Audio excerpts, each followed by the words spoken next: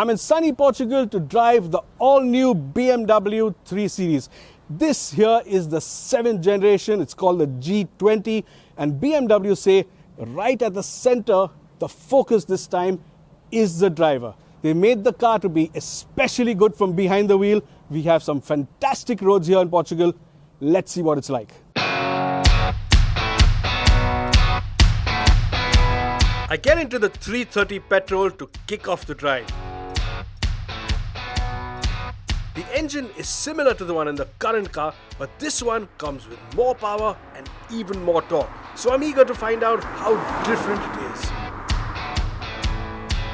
Now on this M Sport version, the 330i has a bit of an exhaust note. It's slightly vocal. You get a bit of a gruff sounding engine note like that.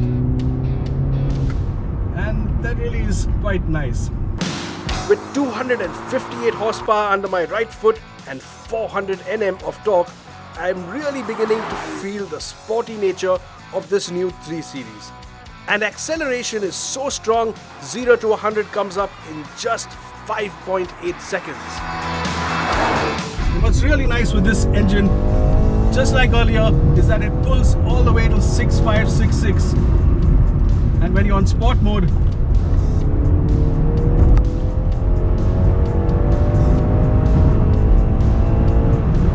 it'll even pull all the way till 7,000 RPM. The engine also is very smooth and pretty seamless. While the roads here in Portugal are better paved than the ones we have back home, I encounter some nasty patches on the way out. And it's here, over some large ruts and sharp bumps, that BMW's new 2-stage damping system impresses. BMW kept the spring stiff. There isn't any crashing at all on the sharper ones. It rounds off the bumps quite nicely, but you do feel that stiffness and you do feel this sort of sporting intent that the engineers have put into the suspension. Once you're up to speed, however, the new 3 Series suspension works so well, it smothers bumps like they barely exist. Also impressive is the fact that the cabin is more silent. What's also nice is that the suspension works more silently.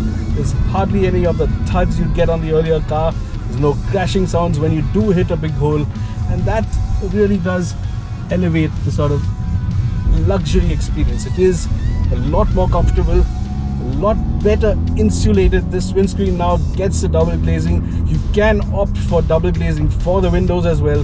So a lot more luxurious. There's a lot of hush inside the cabin, more quiet and much nicer. The suspension setup when the car comes to India, however, will be quite different. Yes, we will get taller springs and higher profile tires, but exactly what effect the run flat tires are likely to have is anybody's guess. Back from the loop to the mountain roads, I quickly borrow a diesel, still likely to be the more popular choice in India. So in the diesel now, and straight up you can make out that this car is much more refined than the earlier one. Is it the engine? Is it the insulation? Well, I'm not sure, but one thing's for sure. Put your foot down, let it rev, and there's no sharp clattering sound. And that's quite impressive.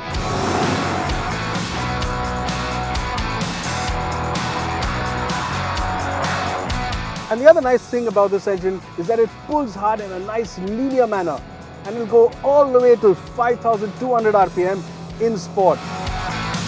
The diesel engine makes an identical 190 horsepower, but performance in the mid-range feels more muscular and stronger, and it even feels more responsive at lower engine speeds. A lot of these changes are because BMW has gone from a single twin-scroll turbo to 2 individual turbos, one large, one small. And the 320d in fact does a 0 to 100 in a claimed 6.8 seconds. Again, pretty quick. But where this car really comes alive is in tighter sections like these. You can just carry plenty of speed into the corner.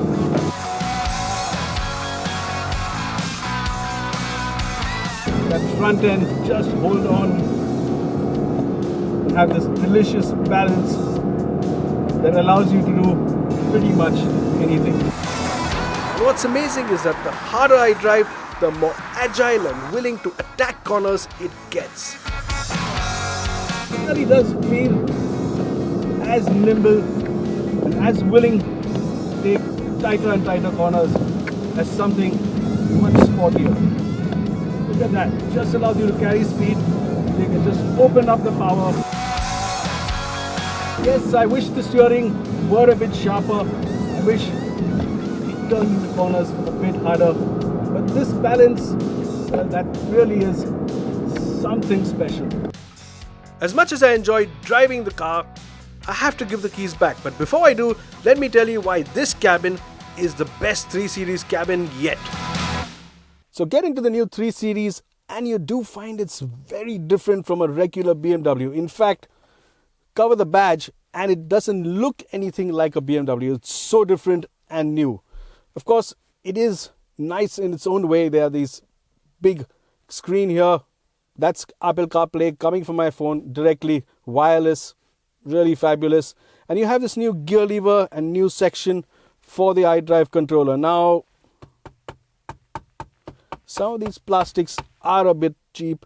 And the other thing I don't like are these hexagonal dials. Now, BMW's traditional round dials, white on black, that's what I really like. That's what people really look forward to in a BMW. And these, although they're new, well, I can't quite gel with them, especially the fact that the tachometer goes the wrong way around. Well, I have to get used to that, I must say. But the rest of the cabin, fabulous. There's a lot of chrome here. BMW say they've done it to please Chinese customers. So there's chrome here, lots of chrome here. And there's this textured finish for the boxes. Plenty of storage here. Good quality.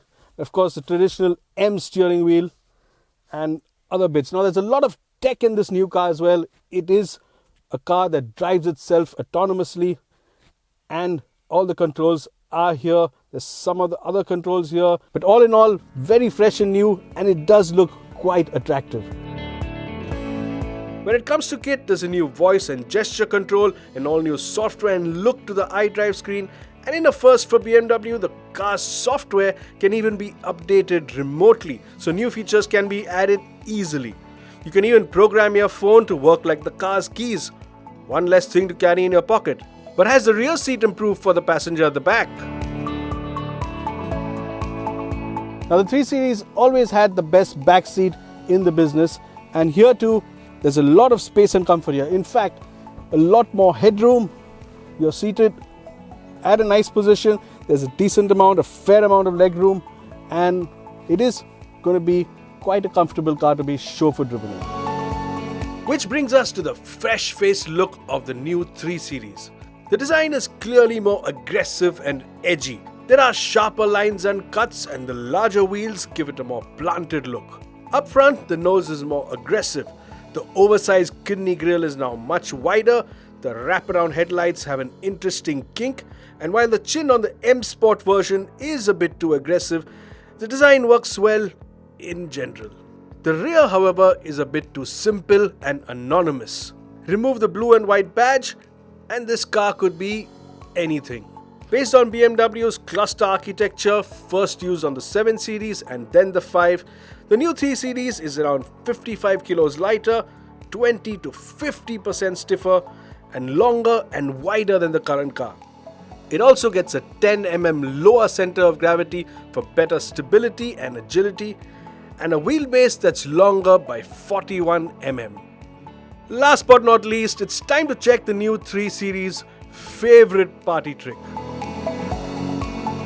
Alright, so today we're going to look at what is called BMW's new reversing assistant. Now, we've had cars that park themselves, we've had the Passat in India that does that, but this one is a little different. Drive into a tight place and BMW tells you that when you have to reverse out, you don't have the pain of craning your neck all around and looking for obstacles. The car will memorize the path and come out on its own. Let's take a look. So I'm going to drive into this set of tires. It's placed so that you have to go left and right and keep steering and go close to some of them. Now I will stop here Maybe I don't need to center the steering. Engage reverse, and there it pops up. That's reversing assistant. So I pop it, it puts on the lock, and I release the brake softly. I'm monitoring the brake and the accelerator, but the car is steering for me. It's telling me it's memorized 47 or 46 meters now. You can see that counting down. It is a bit nerve-wracking when it goes close to stuff, but it is managing pretty okay. Please remember, if you try this in a place like Muhammad Ali Road or any tight and congested place in Delhi or Chennai, remember that cows, people, cycles, they move around, so this won't be able to manage there. But if you have fixed obstacles, wow, this is really working a treat. Quite magic. Super. Must say I'm impressed. Nicer to sit in, more spacious on the inside, better built and better equipped. The new 3 Series now feels more like a luxury car on the inside. The ride is comfy, the new dampers should serve it well, and this new car is clearly more refined than the current one. What will also give it a massive advantage is that when it comes to driving pleasure, it truly is in a class of its own. Straight line performance isn't dramatically better, but the driving experience in general and without exaggeration is so good, it's outstanding.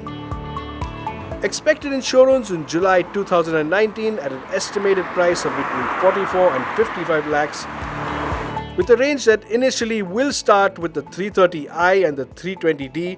The new 3 Series has what it takes to be the best car in its class. It really is that good.